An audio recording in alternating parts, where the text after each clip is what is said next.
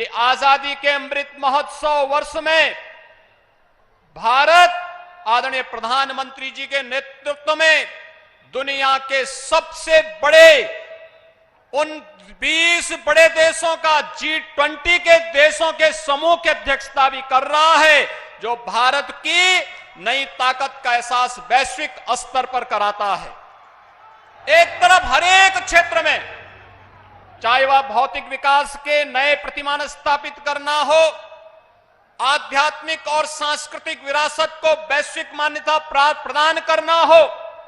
विगत 9 वर्षों के अंदर की इस यात्रा को पूरा देश ही नहीं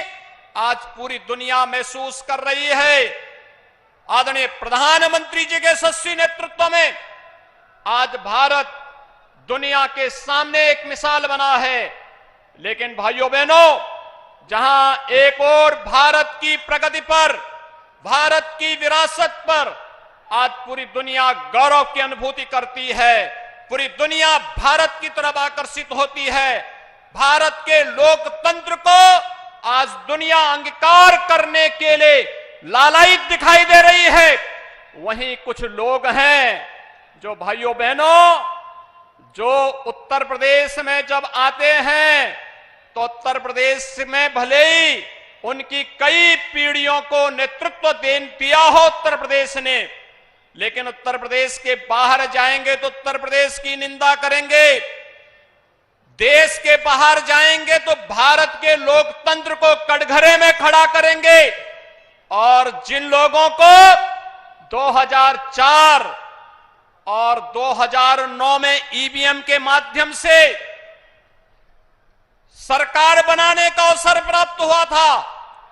आज जब वे लोग अपनी विश्वसनीयता खो चुके हैं तो वे आज ईवीएम को कटघरे में खड़ा करके संवैधानिक संस्थाओं को भी कटघरे में खड़ा करने का कुत्सित प्रयास करते हैं। जिन्हें भारत का विकास अच्छा नहीं लग रहा है, जिन्हें भारत दुनिया के सबसे बड़े लोकतंत्र के रूप में ही नहीं बल्कि भारत लोकतंत्र की जननी के रूप में स्थापित करने के आदरणीय प्रधानमंत्री जी के प्रवर्तमान अभियान में हर स्तर पर बैरियर खड़ा करना है, वे लोग आज भारत को बदनाम करने में कहीं नहीं चूक रहे हैं। और कल का दृश्य तो सबने देखा है, सबने देखा है कैसे देश की सबसे पुरानी राजनीतिक दल के रूप में कांग्रेस के नेताओं के द्वारा कैसे माननीय न्यायालय की अवमानना करने वाले वक्तव्य दिए जा रहे हैं, कैसे उनके द्वारा विभिन्न प्रकार के अवमानना से युक्त वक्तव्य देकर के इस प्रकार की बातें की जा रही हैं, जैसे कि वो देश की संवैधानिक संस्थाओं को ये लोग कटघरे में खड़ा करके अपना उल्लू सीधा करना चाहते हैं। इन लोगों ने कभी भी देश के विकास के बारे में नहीं सोचा। जब आवश्यकता पड़ी तो जाति के नाम पर, क्षेत्र के नाम पर, भाषा के नाम पर देश को अलग अलग खेमों में विभाजित करने और वादों के नाम पर विभाजित करने का प्रयास किया। जब इन्हें अवसर प्राप्त हुआ, इन लोगों ने देश में अपने स्वार्थ के लिए नक्सलवाद और आतंकवाद को बढ़ावा दिया। और जब इन्हें अवसर प्राप्त हुआ तो इन्होंने विकास को भी खेमों में बांटने का कुत्सित प्रयास करके अपने कार्यकाल के अंदर भ्रष्टाचार के नए नए प्रतिमान स्थापित किए। लेकिन आज जब भारत विकास की एक नई आभा के साथ वैश्विक मंच पर पूरी तरह छाता हुआ दिखाई दे रहा है, तब इन्हें भारत का विकास अच्छा नहीं लग रहा है। तब ये लोग भारत को हर दिशा में बदनाम करके भारत की इस प्रगति में रोड़ा बनना चाहते हैं। और भाइयों बहनों, कल के दृश्य को पूरी दुनिया ने देखा है, कैसे जब न्यायालय के द्वारा यह भी कहा गया, कांग्रेस के पूर्व अध्यक्ष और लोकसभा के एक सांसद श्री राहुल गांधी जी को कहा गया कि आप माफी मांगिए अपने वक्तव्य के लिए, तो उनके द्वारा कहा जाता कि नहीं, मैं माफी नहीं मांगू। यानी एक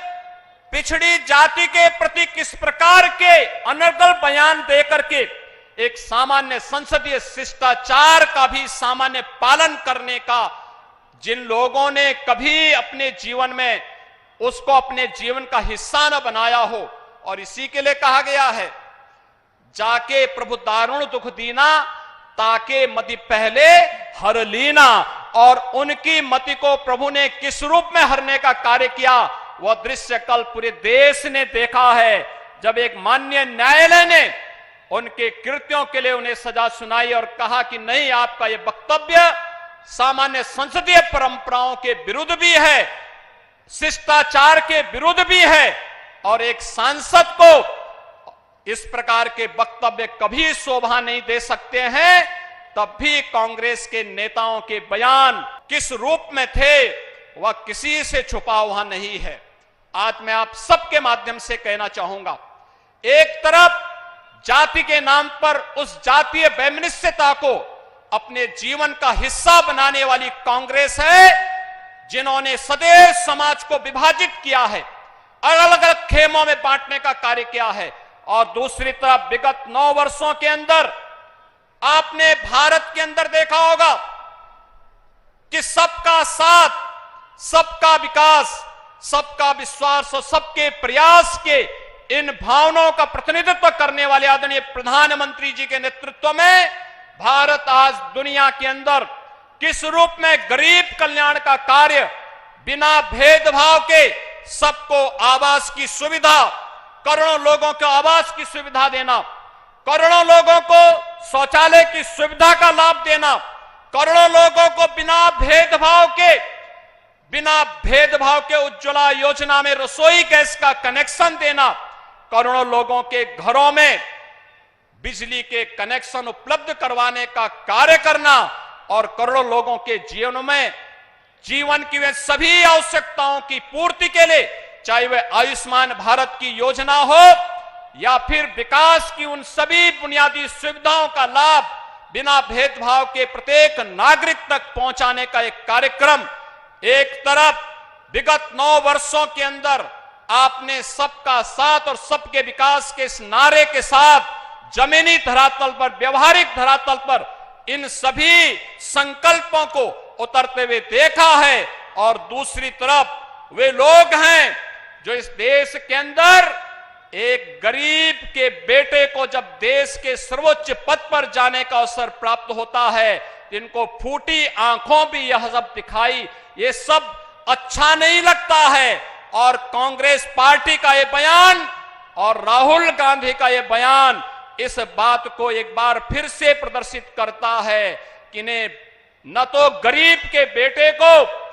वंचित और पिछड़े के बेटे को देश के सर्वोच्च पद पर जाना भी अच्छा नहीं लगा, और देश की प्रगति और देश के लोकतंत्र के फलते फूलते इस स्वरूप को भी इन्हें अच्छा नहीं लग रहा है। मुझे लगता है भाइयों बहनों, यह देश की जनता गरीबों, दलितों, वंचितों, पिछड़ों और समाज और देश की संवैधानिक संस्थाओं के अपमान का बदला कांग्रेस से जरूर लेगी, उन लोगों से जरूर लेगी जो लोग भारत को अनजाने अनजाने में कमजोर करने का प्रयास कर रहे हैं। उन्हें देश की जनता से अवश्य माफी मांगनी चाहिए, अन्यथा आने वाले समय में देश कभी भी ऐसे लोगों को स्वीकार नहीं करेगा। आज एक बार फिर से नव्य और भव्य काशी को एक नया स्वरूप प्रदान करने के लिए, अनेक योजनाओं की सौगात देने के लिए आदरणीय प्रधानमंत्री जी अपनी काशी में आए हैं। काशी के प्रति उनका आत्मिक लगाव है। काशी जैसे उनके रग रग में बसी है। काशी में उनकी उपस्थिति प्रत्येक जनप्रतिनिधि को जनता के प्रति संवेदनशील और विकास के कार्य के प्रति अपने अपने संसदीय क्षेत्र, अपने अपनी विधानसभाओं में कैसे कार्य किया जाना चाहिए, इसके प्रति भी सचेत करती है। आज एक बार फिर से आपकी उपस्थिति हम सब के लिए प्रेरणादायी होगी। मैं एक बार फिर से काशी वासियों की ओर से, उत्तर प्रदेश के वासियों की ओर से आपका बाबा विश्वनाथ की पावन धरा पर हृदय से स्वागत और अभिनंदन करते हुए अपनी वाणी को विराम देता हूं।